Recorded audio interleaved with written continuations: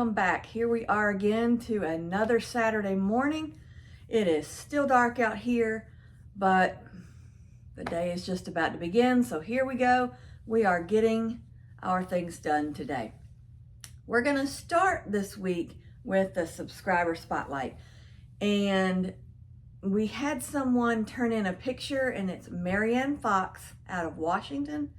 She has completed a quilt top, and I'll attach the picture in just a second to her quilt top that she's finished, or the quilt that she's finished.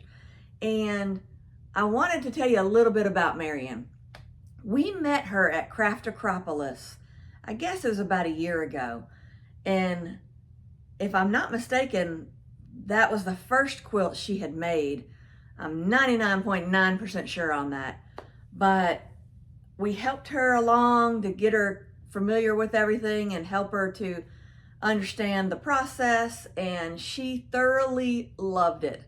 I've always said quilting is addictive, and I think she can attest to that as well.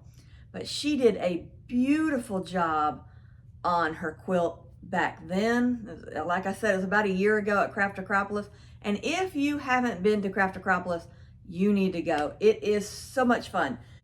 There's several hundred women that'll come in, and we just craft and craft the day away. It starts at 8 o'clock in the morning, and it closes at 9 o'clock at night. It's for about 4 days. The last day stops a little earlier than 9, but the other days they stop at 9. And we rent out the bottom of Jeff State Community College here in town, and we have so much fun. There is paper crafting going on. There is sewing going on. There is decoupage going on. We teach quilting. There's lots and lots and lots of things going on. You can get the whole bundle and you'll be involved in everything that goes on for the week. Or you can just get whatever you're interested in. If you just want to do paper, do just paper. If you want to just do one class and not all of the classes, then just do one class. Or if you just want to learn to quilt, there's lots of different things. We even have the ability of just renting a table and bringing your own things from home. And you're just there with other people, being involved, having fun, meeting new people. People meet each other at this event and become friends. Going forward, they'll meet each other up at the next event. I can't stress how much fun it is. It is fun. Check it out on maymayevents.com. MAY events.com. You'll find out more information there. But if you want to know anything about it, look back at our previous videos from Craft Acropolis in the past, and you'll see videos of what happens there and the setup and what it looks like. It is so much fun. But anyway, that is where we met Marianne. And she has continued on with her quilting journey and is having such fun doing it. And I'm going to attach a picture now of the quilt that she has just finished. It is beautiful, just like the other ones she's done. So anyway, that is the subscriber spotlight today. I hope you enjoy it. And if you want to be included in the next subscriber spotlight, all you have to do is send us your information via email at socharmingquiltshop@gmail.com, or to our Facebook message section, or contact us by phone at 205-903-4133. However you need to get in touch with us, do that so that we can show what you're working on or what you've been gifted or whatever you're wanting to show everybody that revolves around quilting and sewing, because other people would really, really love to see it as well. So now on to the picture of Marianne's quilt. You will be glad you saw it. It's pretty.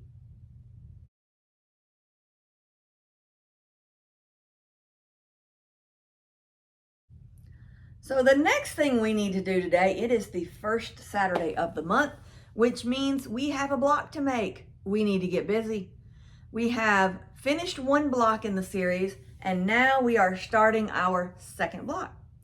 So let's get started. Go on over to the cutting station and check out what we've got to get started with.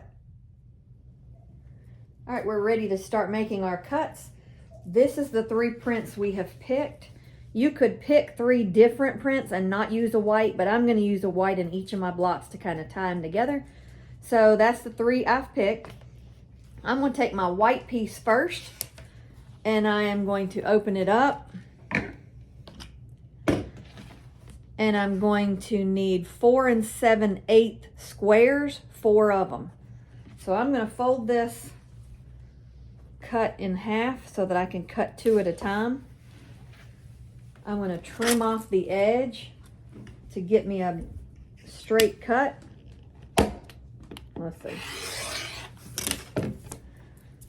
Then I'm going to line it up on the ruler.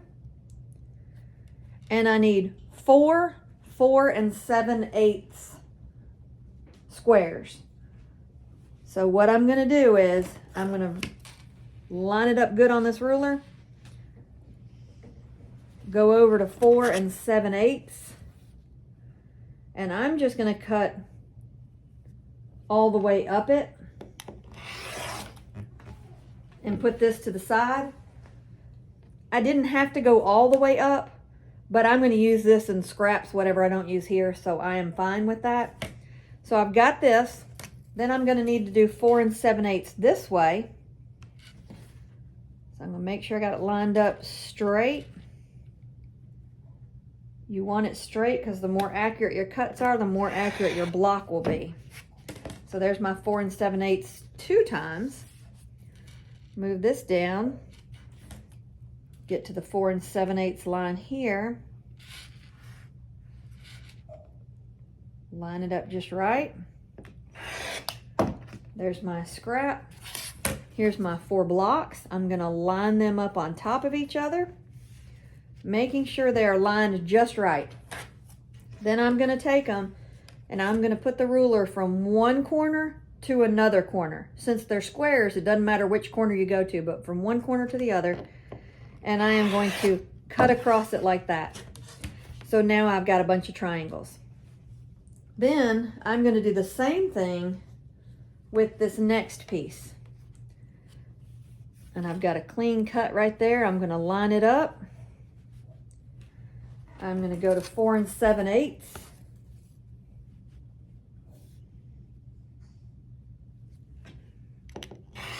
Cut across it. Turn and cut 4 7/8 again. I've got 2 blocks here, and I'm going to do it again.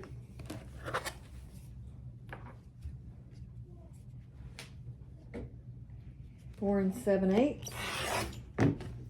That's going to go in my scraps. Again, you don't have to cut all the way to the end if you don't want to, but I do so many scrappy quilts that I am fine with putting it in scraps. It's easier for me to do it that way.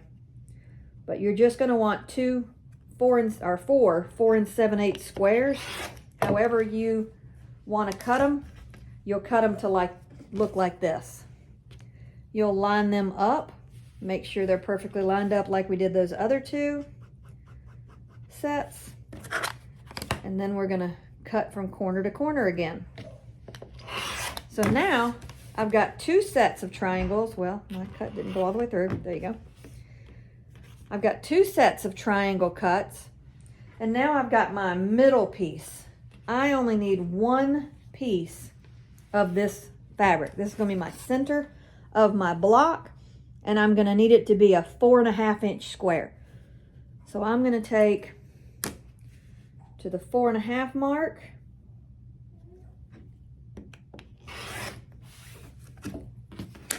Turn it. Now I know it's 4.5 this way. I need it to be 4.5 this way. So I'm going to line it up at the 4.5 mark. Cut it. Now I've got my 3 cuts for the block. I've got a triangle set here, and a center block. So I'm going to take my scraps and I'm going to put them in the stack for scraps for my next set of blocks that I'll use down the line somehow. So now let's go over to the sewing machine and get started sewing it.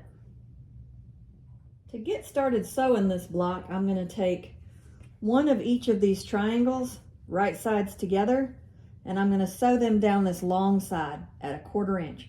Everything we do in this block will be at 1/4 inch seam allowance. So I'm going to sew this one together.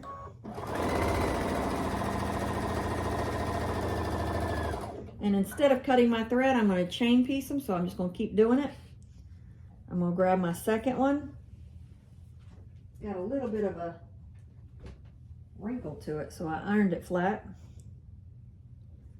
I guess I had folded it a minute ago. So I'm going to sew this 1/4 inch. I'm going to keep going with these until I run out of these triangle sets. So I've got one white, one green, sewing them together. And again, you don't have to use white, you can use another color. I'm just using white as my background in each of them so that they will kind of look right together in the end. To me, some people don't want to do that. I do like the making some kind of piece in the block uniform with the others.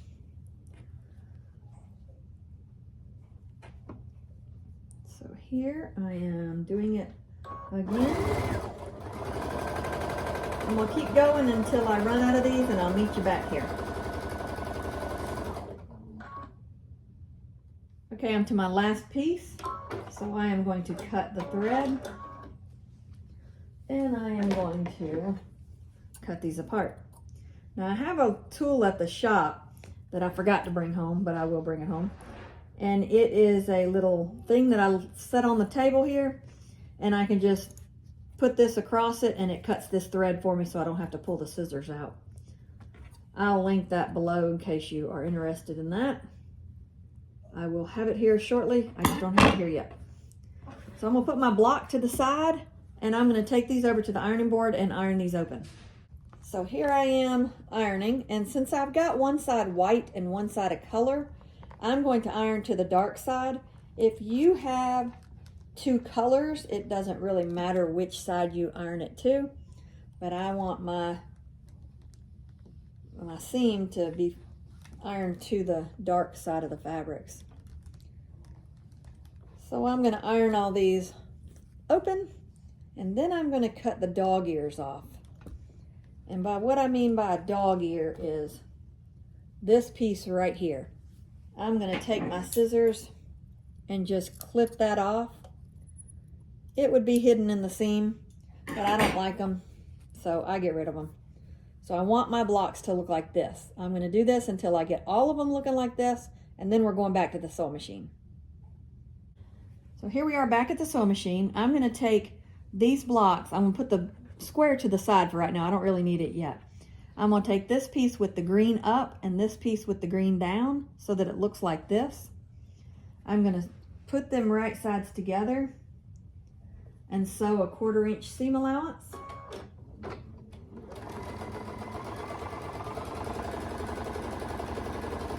And I forgot to tell you, somebody asked me earlier if I would start saying this in the videos, and I'm going to try my best to remember this. This block right here should measure 4.5 inches, and it's 4.5 one way, 4.5 the other. So it is 4.5 inches. This block is 4.5 inches squared. So I'm going to take this set that I just sewed together, open them up like that, take another one and put it like this. So I want it to look like that. Then I'm going to sew this side together.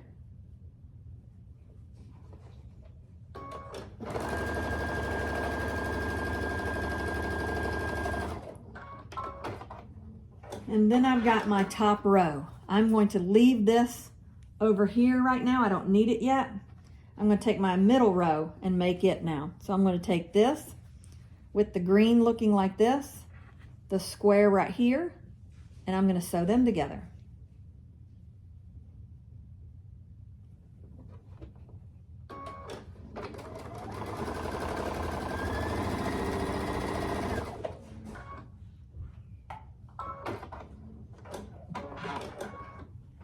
That'll look like this. And then I'll take my next block and put the green up. So I've got the green down on this side and then up on this side. I'm going to sew it right sides together.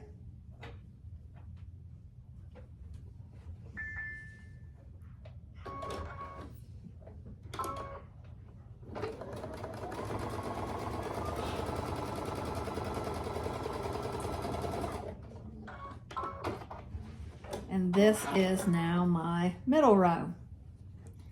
I'm going to take my bottom row and I'm going to put my green up to the left, up to the right, sew them together.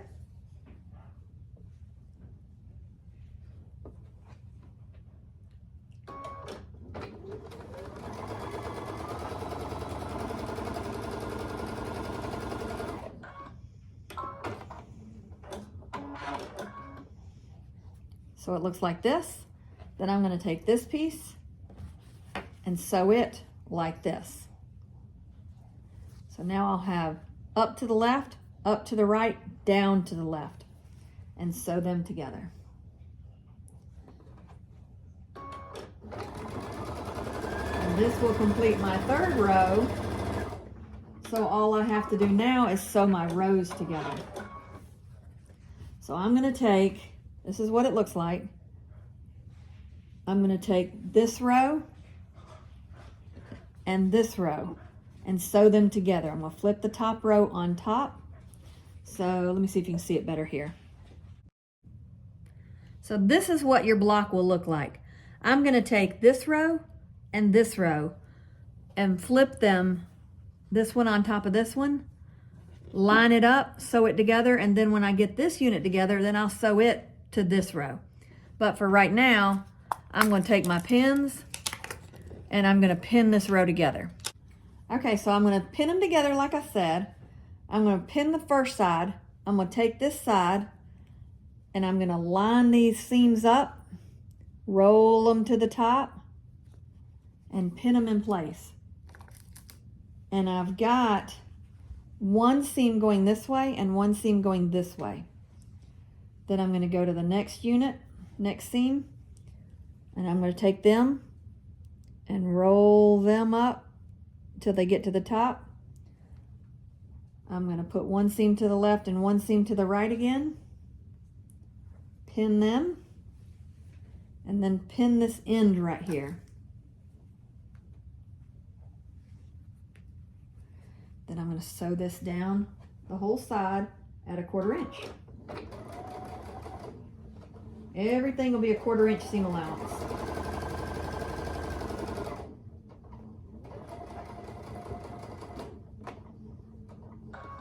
You want to make sure you keep it lined up.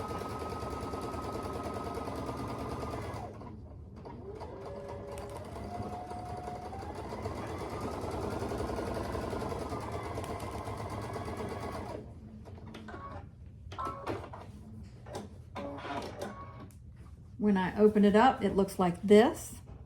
So now I'm going to take this bottom row and flip it like this, upside down on that row. If you get confused on how it's supposed to be, the blocks, the squares put together, and you're not following along with the video, just go to the cover photo and you'll see the layout. That picture will have the layout of what it's supposed to look like, and it might be easier to follow there if you get lost, but hopefully you don't. So I'm going to sew this seam down at 1/4 inch, taking the pins out before I get to them.